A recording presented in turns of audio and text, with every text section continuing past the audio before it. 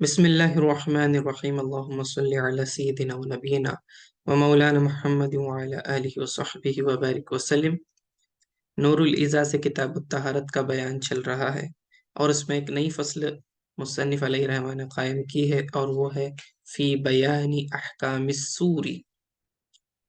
फी बयानी अहकामिस सूरी यानी कि झूठे पानी का बयान, झूठा पानी और उसकी अक़साम के बारे में इसके अंदर बयान करेंगे। सूर कहते हैं झूठे को, अहकाम सूरी झूठे के अहकाम। ठीक है, यानी कि अगर पानी झूठा हो जाए इंसान या जानवर वगैरह से तो उस पानी का क्या हुक्म होगा, क्या उससे वजू गुस्ल कर सकते हैं या नहीं कर सकते हैं, उसकी तफसील बयान करेंगे। जैसा कि पिछले दर्स में भी एक बहस गुजरी थी मकरूह पानी के ताल्लुक से, यहाँ उसकी तफसीलात हैं। देखिए, वल्माउल कलीलु इज़ा शरिब मिन्हु हैवानुन। कलील पानी से जब कोई हैवान पिए तो फरमाया यकूनु अला अरबअति अक़सामिन, तो उसकी 4 किस्में हैं। वयुसम्मा सूरन, और उसे झूठा कहते हैं। ठीक है, अरबी में झूठे को सूरन कहते हैं। वाव पर तशदीद नहीं है, सूवर नहीं पढ़ना है, इसको सूर पढ़ना है। ठीक है, हमजा है वाव के ऊपर, सूरन। तो उसे सूर का नाम दिया जाता है, यानी कि झूठा पानी। अल अव्वलु अत्ताहिरुन मुतहहरुन वहुवा मा शरिब मिन्हु आदमीयुन औ फरसुन औ मा युकलु लहमहु। देखिए, अब यहाँ पहली किस्म फरमा रहे हैं कि पहला पानी जो झूठा पानी है वो पाक है और पाक करता भी है। ताहिरुन खुद पाक है, मुतहरुन पाक करता है। और वो कौन सा है? ये वो पानी है जिससे किसी आदमी ने या जानवर ने, जानवर से मुराद घोड़ा, ठीक है, फरसुन घोड़ा, आदमी ने पिया हो या घोड़े ने पिया हो या वो जानवर पिए जिनका गोश्त खाया जाता है। यानी जो हलाल जानवर हैं जिनका गोश्त हम खाते हैं, अगर वो जानवर पानी में से पी ले तो कहते हैं कि ये पानी पाक ही रहेगा। तो 3 किस्में बयान की, इंसान अगर पिए या घोड़ा अगर पिए या ऐसे जानवर जो हलाल हैं और उनका गोश्त खाना हलाल है, वो जानवर अगर पानी के अंदर मुंह डालते हैं या पानी पी लेते हैं तो उनका झूठा पानी पाक ही समझा जाएगा और पाक करने वाला समझा जाएगा। यानी कि फिर उसका आप क्या कर सकते हैं, उसको वुजू और गुस्ल के लिए इस्तेमाल कर सकते हैं। मसलन गाय, बकरी, भैंस वगैरह ये जानवर अगर पानी पी लेते हैं तो फिर ये पानी पाक ही रहेगा। मा युकलु, मा युकलु लहम लहमुहु, मा युकलु लहमुहु से मुराद जिनका गोश्त खाया जाता है। लहमुन गोश्त को कहते हैं। अब यहाँ दूसरी किस्म बयान कर रहे हैं। वसानी, और दूसरा पानी कैसा है? फरमाया नजिसुन ला यजूजु इस्तिअमालु, कि वो नापाक है और उसका इस्तेमाल जायज नहीं है। वह हुआ मा शरिबा मिनहुल कल्बा अविल खिंजीरा औ शैइम मिन सिबाइल बहाइम। कहते हैं कि ये वो है कि जिससे किसने पिया हो, कुत्ते ने पिया हो या फिर खिंजीर ने यानी पिग ने पिया हो, या फिर जो बहाइम हैं, चीरने फाड़ने वाले जानवर हैं, दरिंदे, उन्होंने अगर पानी पिया हो तो फिर ये पानी नजिस समझा जाएगा, नापाक समझा जाएगा। कौन कौन से? दोबारा सुनिए। दूसरा पानी नापाक है, इसका इस्तेमाल जायज नहीं है। ये वो पानी है जिससे कोई कुत्ता या सूअर या फाड़ने वाले दरिंदे,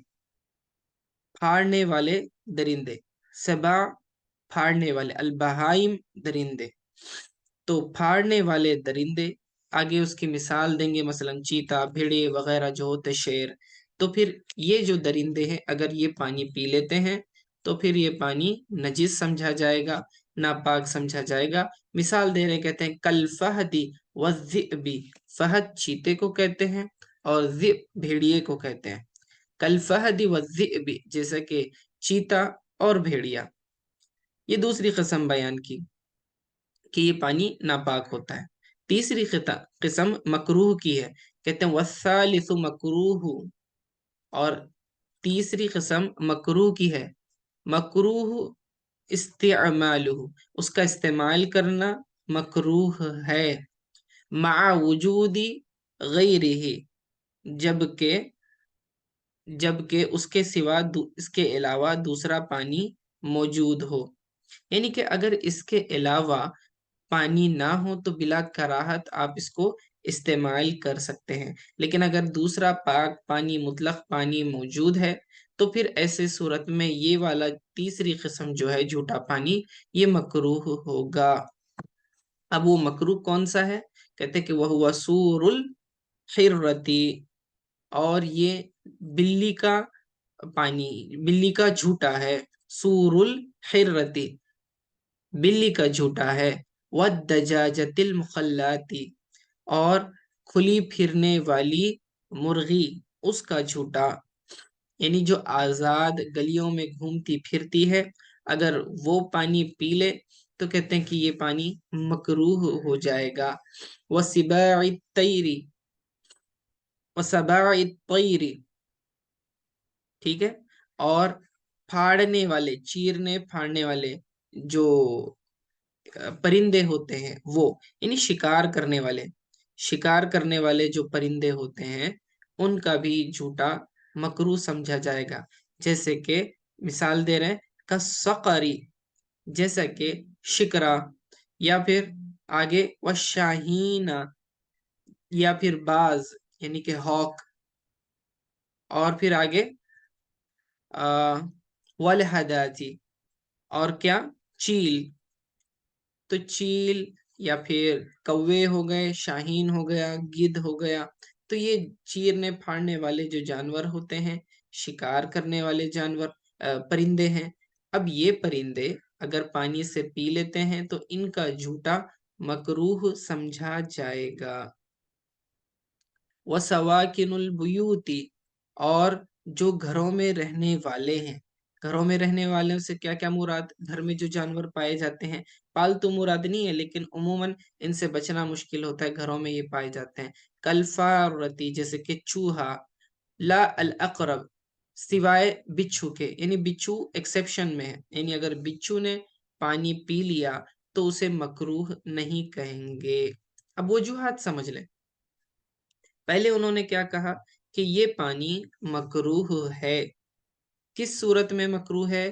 جبکہ اس سے کسی بلی نے یا کھلی پھرنے والی مرغی نے یا پھر چیرنے پھاڑنے والے پرندوں نے، جیسے کہ چیل یا پھر باز یعنی ہاک، اور پھر اس طرح کے دوسرے پرندے اگر پانی پیتے ہیں تو مکروہ ہو جائے گا۔ اسی طرح چوہے نے اگر پانی پیا جو گھر میں پایا جاتا ہے تو بھی پانی کیا ہو جائے گا؟ مکروہ ہو جائے گا۔ یہ اتنی باتیں بیان کی۔ اچھا، مکروہ کیوں ہوتا ہے، کراہت کیوں ہے اس میں؟ کیونکہ پھر یہ پھرنے والے ہوتے ہیں، جیسے کہ کھلی پھرنے والی مرغی جو ہے کیڑے مکوڑے کھائے گی، ادھر ادھر گندی جگہوں پر گھومنے کا اندیشہ ہوتا ہے اس وجہ سے۔ اور احادیث میں آتا ہے کہ جو کیا کہتے ہیں، طوافین اور طوافات یعنی بلی وغیرہ جو ہے گھروں میں کثرت سے آتے جاتے رہتے ہیں، تو اس کی وجہ سے جو ہے ان سے بچنا مشکل ہو جاتا ہے بہت زیادہ، تو پھر اس میں رخصت دی گئی ہے۔ اور پرندے بھی کیا ہوتا ہے، پرندوں پر بھی ہمارا کچھ کنٹرول نہیں، رینڈملی کہیں سے بھی آ کے پانی پی کر اڑ کر چلے جاتے ہیں، تو پھر اس سے بھی بچنا مشکل ہوتا ہے، اگرچہ کہ چیرنے پھاڑنے والے پرندے ہیں، تو پھر ان کا پانی مکروہ قرار دیا۔ یہ اس صورت میں ہے کہ جبکہ دوسرا پاک پانی موجود ہو، اور اگر دوسرا کوئی پانی موجود نہیں ہے تو پھر آپ اس سے کیا کر سکتے ہیں؟ وضو غسل کر سکتے ہیں۔ اب چوتھی قسم آگے بیان۔ اچھا، اس میں ایکسیپشن کیا کہا کہ اقرب اقرب کہتے ہیں بچھو کو، بچھو اگر پانی پی لے تو کہتے ہیں کہ پھر وہ پانی کو مکروہ نہیں کہیں گے. کیوں؟ کیونکہ اس میں بہتا ہوا خون نہیں ہوتا ہے، بچھو کے اندر فلوٹنگ بلڈ نہیں ہوتا ہے. تو ایسے جانور جن کے اندر بہتا ہوا خون نہیں ہوتا ہے، اگر وہ پانی پی لیتے ہیں یا تو اس سے پانی ناپاک نہیں ہوتا. اسی طرح اگر وہ پانی میں گر جاتے ہیں مثال کے طور پر، تو مچھر مکھی وغیرہ، تو پھر اس سے پانی ناپاک نہیں ہوتا ہے. اوکے، اسے نکال کر پھینک دیں اور پانی کو استعمال کریں. والرابع مشکوک، اور یہ چوتھا کون سا ہے؟ مشکوک پانی ہے.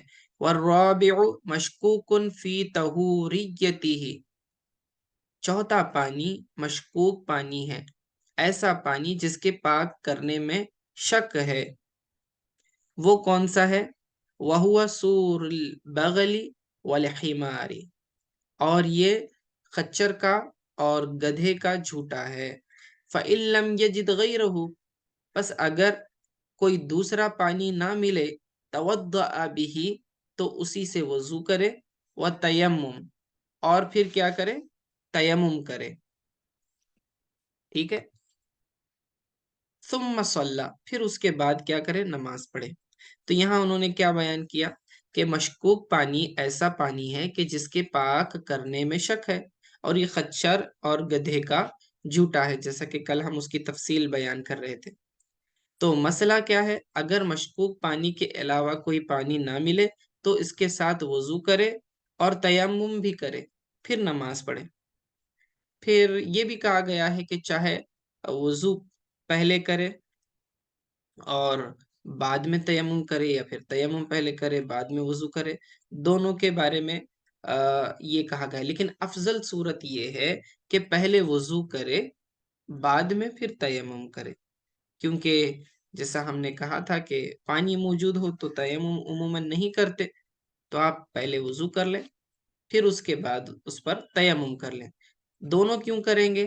کیونکہ ہو سکتا ہے یہ پانی پاک ہو تو اس صورت میں آپ وضو کر لیں گے، اور ہو سکتا ہے یہ پانی جو ہے پاک نہ کرتا ہو، اس لیے تیمم بھی کریں گے.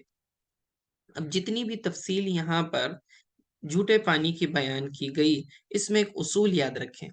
اصول یہ ہے کہ پانی یہ جھوٹا جو ہوتا ہے وہ گوشت سے نکلتا ہے، یعنی جو سلائیوا ہوتا ہے. جھوٹا جھوٹا کسے کہتے ہیں؟ اصل میں لعاب دہن، تھوک.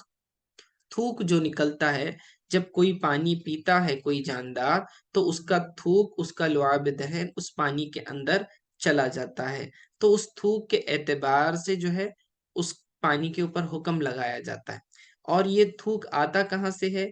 تھوک جو ہے گوشت سے نکلتا ہے. اصل میں سلیوری گلینڈز ہوتے ہیں یہاں گالوں کی طرف، اس طرف اور نیچے بھی تھوڑی کی طرف، تو میجر اور مائنر گلینڈز ہوتے ہیں جو گوشت سے جڑے ہوتے ہیں. تو گوشت کی طرف سے یہ سلائیوا نکلتا ہے، یہ لعاب نکلتا ہے، جس کی وجہ سے ہم حکم کیا لگائیں گے کہ جو حکم گوشت کا ہے اس جانور کے، وہی حکم جو ہے جھوٹے کا بھی ہوگا، یعنی اس کے لعاب کا بھی ہوگا، کیونکہ وہی جو ہے اس کے گوشت سے ہی نکل رہا ہے. تو اب دیکھیں، معقول اللحم یعنی جن کا گوشت کھایا جاتا ہے، چونکہ ان کا گوشت حلال ہوتا ہے، تو جب یہ پانی میں منہ ڈال کر پئیں گے تو ان کا تھوک بھی حلال ہوتا ہے، اور اس وجہ سے پانی ناپاک نہیں ہوگا، پاک ہی سمجھا جائے گا. اسی طرح آدمی، لیکن یاد رکھیں آدمی کا گوشت حلال نہیں ہے، وہ یہ اس کی تکریم کی وجہ سے ہے، تو پھر آدمی کا جھوٹا یہ پاک ہی سمجھا جائے گا. اور گھوڑے کے تعلق سے بھی بخاری شریف میں حدیث ہے کہ وہ پاک ہے، یعنی کہ حلال ہے، تو پھر اس اعتبار سے کیا ہے، اس کا بھی جھوٹا پاک ہونا چاہیے. آگے جو خنزیر اور کتا اور درندوں کے بارے میں آیا کہ ان کا جھوٹا نجس ہے. کیوں نجس ہے؟ کہ ان کا گوشت کھانا حرام ہے، حلال نہیں ہے. کتا بھی، خنزیر بھی، اور جو درندے ہیں، تو ان کے گوشت کا حکم کیا ہے کہ ان کا گوشت حرام ہے، اس لیے ان کا جھوٹا بھی حرام ہے. سمجھ میں آئی بات؟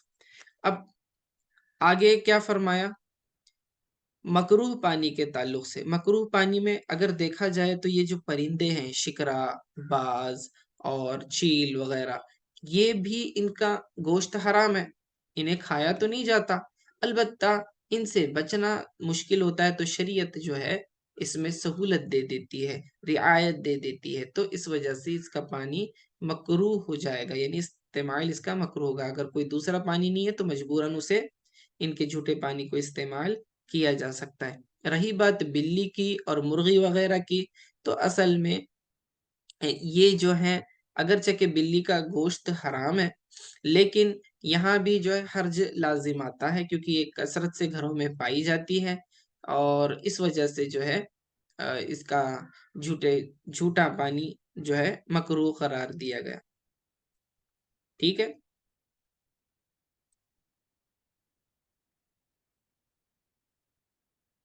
یہاں کیا کیا بیان کیا؟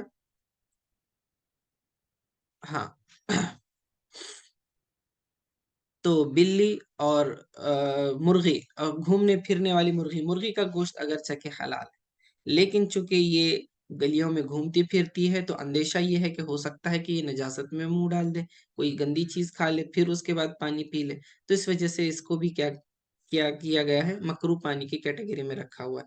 ہاں اگر آپ ڈرمے میں بند کر کے مرغی کو رکھتے ہیں اور وہیں دانا پانی دیتے ہیں اور پھر وہ پانی میں منہ ڈالتی ہے، تو پھر اس کا وہ حکم نہیں ہوگا۔